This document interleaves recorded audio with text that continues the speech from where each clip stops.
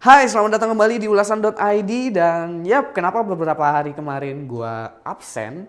Karena gua lagi asik-asikan dengan VGA card ini, yaitu GeForce GTX 1080. Dan sekarang adalah bagian ulasannya. Seperti apa VGA card ini? Mari kita ulas.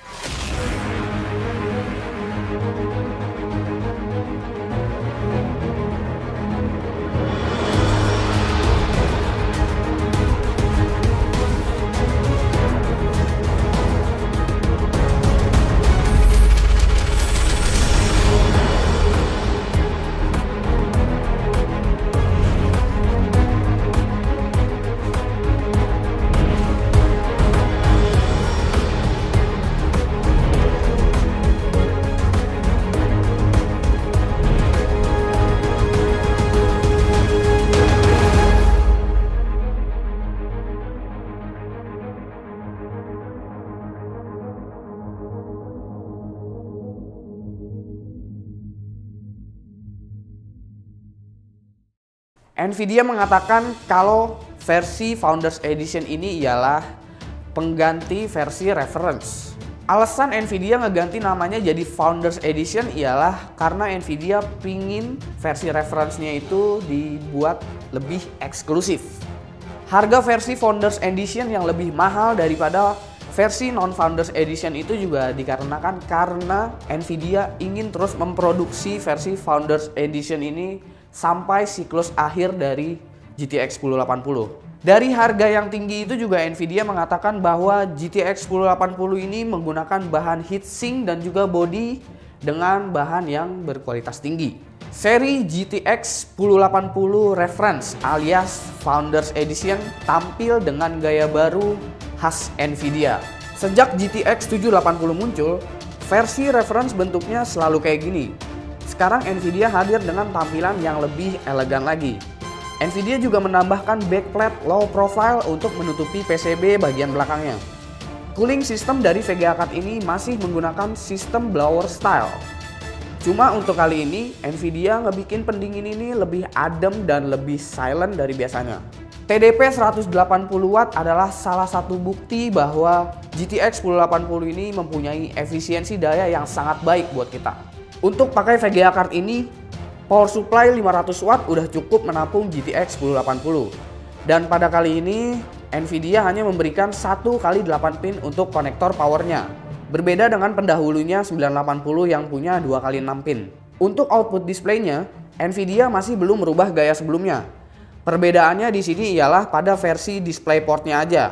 DisplayPort 1.4 yang digunakan GTX 1080 ini mampu menjalankan resolusi 4K pada refresh rate 120 Hz. Dan untuk resolusi di atas 4K ialah 60 Hz. Kita semua pasti udah sama-sama tahu kalau GTX 1080 ini ialah GPU dengan arsitektur terbaru dari Nvidia, yaitu Nvidia Pascal. Dan untuk nama GPU dari GTX 1080 ini, Nvidia memberikan namanya GP104. VGA card ini menggunakan tipe memori terbaru yaitu GDDR5X. Di mana GDDR5X-nya itu memiliki clock speed sebesar 10 GHz. Berbeda dengan 980 dan 980 Ti yang mempunyai memori clock sebesar 7 GHz. Memiliki 2560 CUDA cores. Sedikit lebih kecil kalau kita bandingin dengan 980 Ti ataupun Titan X. Pada testing kali ini gue menggunakan spesifikasi sebagai berikut, yaitu Intel Core i5 6600K dengan motherboardnya yaitu Asus Maximus 8 Formula. Gue juga memakai RAM G-Skill Trident 16GB DDR4 dan gue memakai HSF cooler di sini yaitu Cryoric H7 dan juga gue memakai power supply EasyCool 700 Watt. Dan terakhir ialah storage-nya yaitu Avexir F100 series dan WD Blue 1TB. Demi memaksimalkan tes, gue juga overclock Intel Core i5 6600K ini ke 4,5 GHz. Di sini gue juga melakukan bermacam-macam benchmark seperti synthetic benchmark, gaming benchmark, dan juga general benchmark seperti temperatur, suhu, dan juga overclocking. Untuk synthetic benchmark, gue menggunakan 3D Mark. Tepatnya itu 3D Mark Firestrike Extreme dan juga 3D Mark Firestrike Ultra. Untuk gamingnya gue menggunakan game dengan DirectX 12, yaitu Rise of the Tomb Raider. dan dua sisanya ialah The Division dan juga Fallout 4. Mulai dari synthetic benchmark, nampaknya GTX 1080 ini mulai menunjukkan bahwa dia memang pantas dibilang jadi the new king. Pada 3D Mark di sini GTX 1080 mampu melewati GTX 980 Ti dan juga GTX Titan X. Baik itu pada 3D Mark V Strike Extreme maupun 3D Mark V Strike Ultra. Bahkan di sini skornya melebihi GTX 980 Ti yang udah di OC. Lanjut ke bagian gaming, masih sama, gue juga akan kasih hasil perbandingannya dengan Titan X dan 980 Ti. Karena pada video sebelumnya gue udah coba VGA-VGA itu. Dari hasil benchmark Rise of the Tomb Raider ini, kita bisa ngelihat bahwa GTX 1080 mempunyai performance DirectX 12 yang sangat baik jika dibandingkan dengan Titan X ataupun 980 Ti. Perbedaan rata-rata FPS yang lumayan jauh untuk DirectX 12. Pada game The Division, GTX 1080 ini juga masih merajai. Ditambah lagi di sini GTX 1080 cukup maksimal menjalankan The Division pada resolusi 4K dan juga pada settingan grafik yang cukup wow di sini. Untuk resolusi di bawah 4K, performance dari GTX 1080 jelas jauh lebih nendang lagi. Dan terakhir untuk gaming ialah Fallout 4. Di resolusi Full HD, GTX 1080 berada 20 FPS di atas 980 Ti.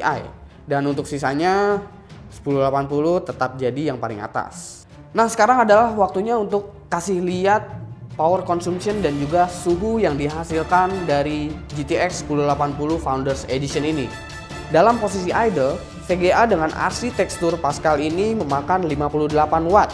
Berbeda tipis dengan GTX 980 Ti. Namun pada posisi gaming, efisiensi daya dari GTX 1080 mulai terlihat di sini. Ini yang membuktikan kalau VGA card ini lebih performance dan lebih irit daya.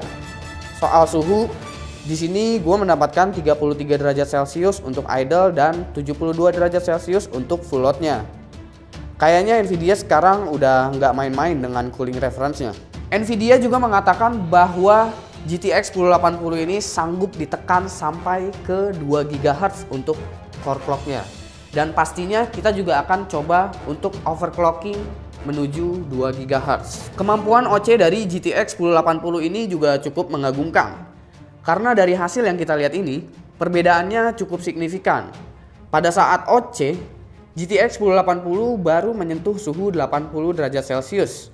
Masih terbilang baik untuk suhu segini pada posisi OC. Nah, jadi gimana menurut lo VGA card ini?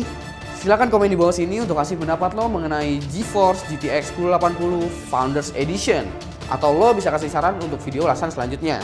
Jangan lupa like, share juga ke sosmed kalian, dan jangan lupa untuk subscribe biar lo gak ketinggalan update video dari ulasan.id.